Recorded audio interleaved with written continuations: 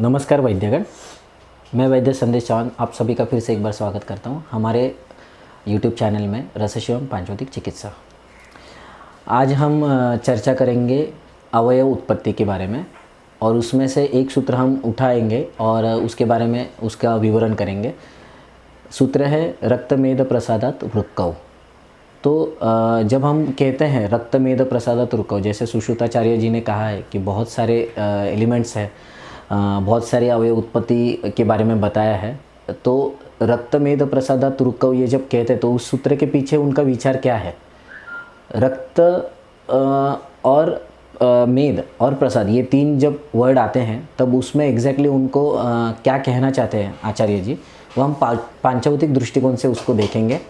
और रक्त के साथ मेद ही क्यों आया, मांस क्यों नहीं आया, रस क्यों नहीं आया, या शुक्र धातु नहीं आया, या मज्जा धातु नहीं आया, या दूसरा कोई दोष नहीं आया है, तो यही क्यों आया। और तीसरा जो पार्ट है डिस्कशन का कि प्रसाद भाग, तो प्रसाद भाग यानी क्या ग्रहण करना है हमें इस प्रसाद वर्ड से। और ये तीनों के वर्ड की हम लोग थोड़ी डिस्कशन करेंगे थ्रू आउट द वीडियो। आप लास्ट तक बने रहिए और ज्ञान की उपलब्धि पाइए। तो जब हम कहते हैं कि रक्तमेद प्रसादात वृक्कौ, तो जैसे हम लोग ने कहा कि रक्त और मेद धातु का तो इन्वॉल्वमेंट है और उसका प्रसाद भाग। तो रक्त और मेद धातु, तो मेद धातु के ऊपर हम लोग फर्स्ट फोकस करेंगे। मेद धातु ही क्यों आया है और उसके पीछे वजह क्या है। तो सबसे पहले कि मेद धातु के अगर गुण देखेंगे हम लोग तो स्नेह स्वेदौ दृढ़ता, ये सुश्रुताचार्य जी ने सूत्र स्थान 15 में बताए हैं। स्नेह स्वेद दृढ़ता, स्नेह यानी स्निग्धता वहाँ पे रहनी चाहिए, स्वेद यानी गीलापन वहाँ पे रहना चाहिए, क्योंकि चरक अग्र में बताया कि दोषों को मृदु करने में श्रेष्ठ है स्वेदन कर्म। ठीक है, तो वहाँ पे हमें क्या करना है कि ये दोनों चीज़ें, दोनों कर्मों के ऊपर फोकस करना है कि स्निग्ध भी होना चाहिए और गीला भी होना चाहिए, स्विन्न भी होना चाहिए। और तीसरा सबसे महत्वपूर्ण कर्म है दृढ़ता। दृढ़ता यानी पृथ्वी महाभूत को ये दर्शाता है। दृढ़ता यानी दृढ़, हम लोग जैसे हिंदी में बात करते हैं या हमारे जो प्रोवर्ब्स है कि मैंने दृढ़ निश्चय किया, तो हम लोग की उंगली अपने आप अंदर आ जाती है कि मैंने दृढ़ निश्चय किया। तो दृढ़ यानी संगठन बहुत ज़्यादा घना रहता है वहाँ पे, तो उसके लिए हम लोग दृढ़ता ये शब्द यूज़ करते हैं। या किसी चीज़ को जैसे दृढ़ीकरणे कठिनः, ये जैसे हिमाद्री टीका में कहा है, तो दृढ़ीकरणे कठिनः मतलब कठिनता भी होनी चाहिए। तो ये दृढ़ता एग्जैक्टली कर्म क्या करता है, तो तीनों ये जो है स्नेह स्वेद और दृढ़ता, ये तीनों का एग्जैक्टली उसमें क्या रोल है मेद धातु का, मेद धातु के इन कर्मों का उसमें एग्जैक्टली क्या रोल है वो अभी जानने की कोशिश करते हैं। सबसे पहले स्निग्ध गुण जो है, अगर शरीर में जो भी विजातीय घटक है रक्त के थ्रू फिल्ट्रेशन के होने के बाद जो भी विजातीय घटक है वो वहाँ से सरपास होने चाहिए, ना कि वो शोषण होने चाहिए वृक्क के अंदर।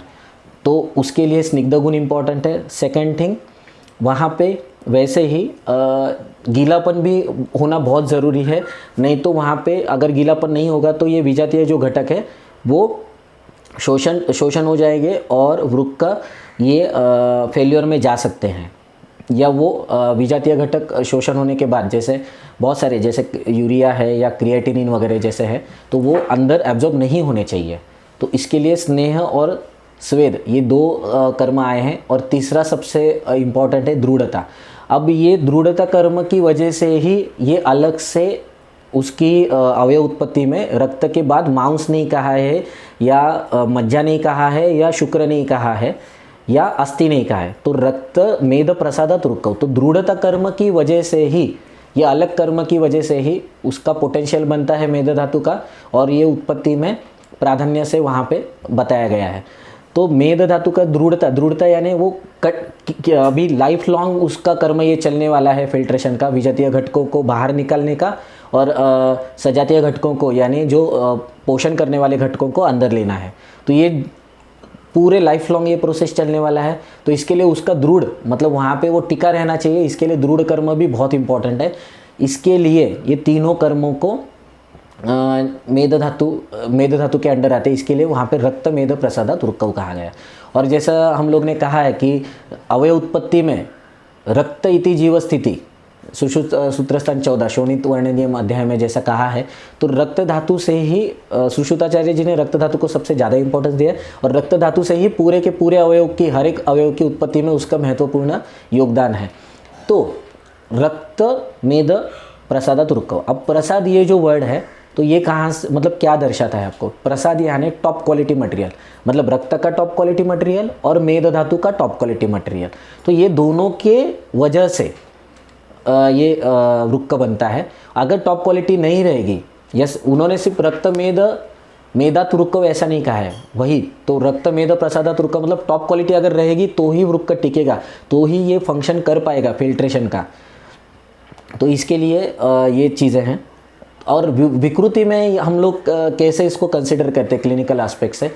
रक्त ये अनुष्ण बताया है, मतलब ज़्यादा उष्ण नहीं बताया, लेकिन अगर कुछ आहार या विहार से अगर उष्ण या तीक्ष्ण गुण बढ़ गया रक्त में, खास करके उष्ण गुण, तो ये अनुष्ण गुण उष्ण गुण में परिवर्तित होता है और इस उष्ण गुण की वजह से मेद का जो स्निग्ध गुण है वो कम होकर रुक्षता वहाँ पे बढ़ती है। और जैसे हम लोग ने 2 मिनट पहले कहा कि ये जो विजातीय घटक है, जो स्नेह, स्निग्ध और क्लिन्नता की वजह से सरपास हो रहे हैं वहाँ से, तो वो नहीं हो पाते और रुक्षता बढ़ने के कारण, स्निग्धता कम होने के कारण और रुक्षता बढ़ने के कारण उनका शोषण हो जाता है रुक्क के अंदर और उसी की वजह से विजातीय घटकों का प्रमाण रक्त में बढ़ जाता है और रुक्क में भी बढ़ जाता है और ये फिल्ट्रेशन की प्रोसेस धीरे धीरे कम होते जाती है और दृढ़ता ये कर्म का धीरे धीरे नाश हो जाता है या ह्रास हो जाता है। तो इसके लिए हम लोग कह सकते हैं कि रुक्क ये अपने रुक्क की हानि होती है।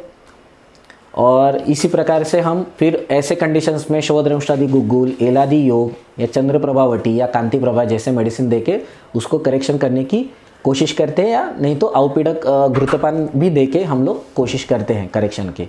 तो ये मेरा आज का विचार था कि रक्त मेद प्रसादात रुक्कव ये क्यों कहा गया है। मैंने अपने जो अल्प अनुभव है मेरा प्रैक्टिस का, उसके ऊपर पांचभौतिक दृष्टिकोण से आपको समझाने की कोशिश की है। आगे ऐसे ही वीडियो देखते रहने के लिए चैनल को लाइक करें, सब्सक्राइब करें और शेयर करें। धन्यवाद।